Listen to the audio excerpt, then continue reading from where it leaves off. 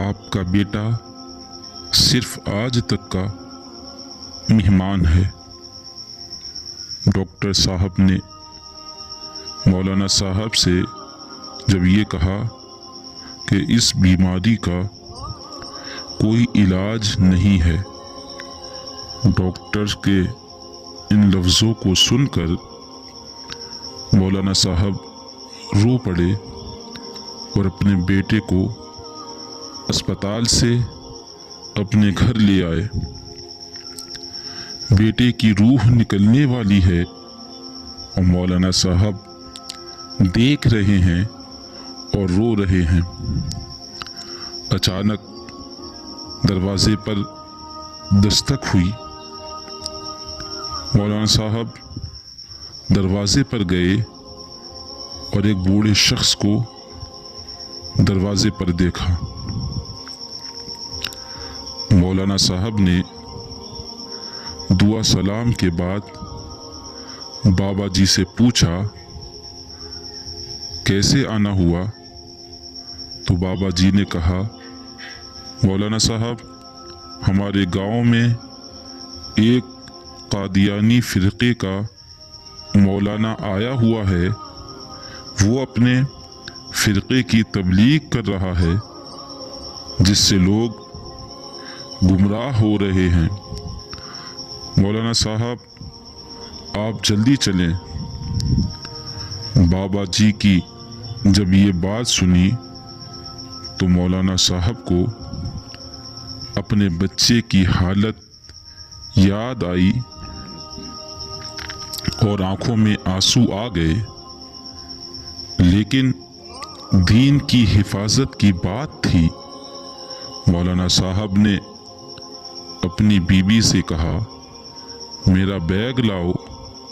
Bag ہاتھ میں لیا اور جانے لگے تو بیوی نے کہا اپنے نوجوان بیٹے کو آخری حالت میں چھوڑ کر کہاں جا رہے ہیں؟ مولانا صاحب نے آسمان کی طرف نظر اٹھائی اور روتے ہوئے جانے لگے تو جان سے پیارے بیٹے نے کہا کہ ابا جان میں صرف آج بھر کا مہمان ہوں، کچھ دیر تو انتظار کر لیجئے، میری روح نکلنے والی ہے۔ ابا جان اس حالت میں مجھے اکیلا چھوڑ کر کہاں جا رہے ہیں؟ مولانا صاحب نے اپنے نوجوان بیٹے کے ماتھے کو چوما، پیار کیا اور رو کر کہا اے میرے پیارے بیٹے، بات یہ ہے کہ میں تیرا باپ ہونے کے ساتھ ساتھ محمد عربی صلی اللہ علیہ وسلم کے دین کا محافظ بھی ہوں، اس لیے میں دین کی حفاظت کے لیے جا رہا ہوں۔ کل قیامت کے دن حوض کوثر پر ہماری اور تمہاری ملاقات ہوگی انشاءاللہ۔ یہ کہہ کر مولانا صاحب گھر سے چلے گئے۔ ابھی اڈے پر پہنچ کر بس میں بیٹھے ہی تھے کہ کچھ لوگ دوڑتے ہوئے آئے اور کہنے لگے مولانا صاحب آپ کے بیٹے کا انتقال ہو گیا ہے، چلیں نماز جنازہ پڑھا دیں۔ مولانا صاحب نے آسمان کی طرف دیکھا اور رو کر کہا کہ جنازہ پڑھانا فرض کفایہ ہے اور دین کی حفاظت کرنا فرض عین ہے، تو فرض عین کو چھوڑ کر فرض کفایہ کے لیے نہیں رک سکتا۔ اتنا کہہ کر مولانا صاحب ان بابا جی کے ساتھ چلے گئے۔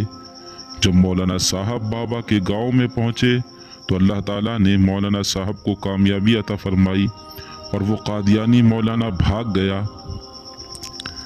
ان مولانا صاحب کی وجہ سے کتنے لوگوں کا ایمان بچ گیا۔ جب مولانا صاحب اپنے گھر واپس آئے تو بی بی پیروں میں گر کر رونے لگی اور کہنے لگی کہ جب آپ جا رہے تھے تو آپ کا بیٹا آپ کی راہ تکتا رہا اور کہتا رہا کہ جب ابا جان واپس آئیں تو ابا جان سے میرا سلام کہنا۔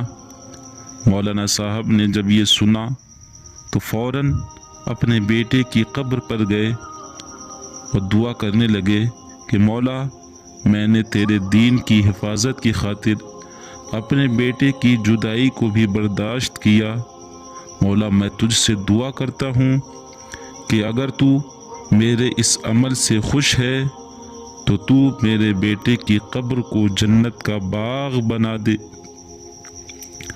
مولانا صاحب دعا کر کے گھر آئے۔ رات کو خواب میں اپنے بیٹے کو دیکھتے ہیں۔ بیٹا کہتا ہے کہ ابا جان، اللہ آپ کے اس عمل سے بہت خوش ہے اور اللہ نے میری قبر کو جنت کا باغ بنا دیا ہے۔ سبحان اللہ۔ ناظرین، ایسے تھے ہمارے عالم دین جنہوں نے دین کی حفاظت کے لیے اپنے بچوں اور اپنے گھر والوں کو بھی قربان کر دیا۔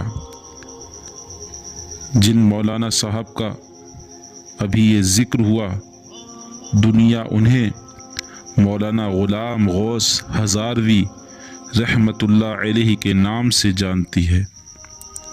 ایسے ہی ویڈیوز کے لیے ہمارے چینل کو سبسکرائب کریں، اپنے دوستوں میں شیئر کریں اور کمنٹ کریں۔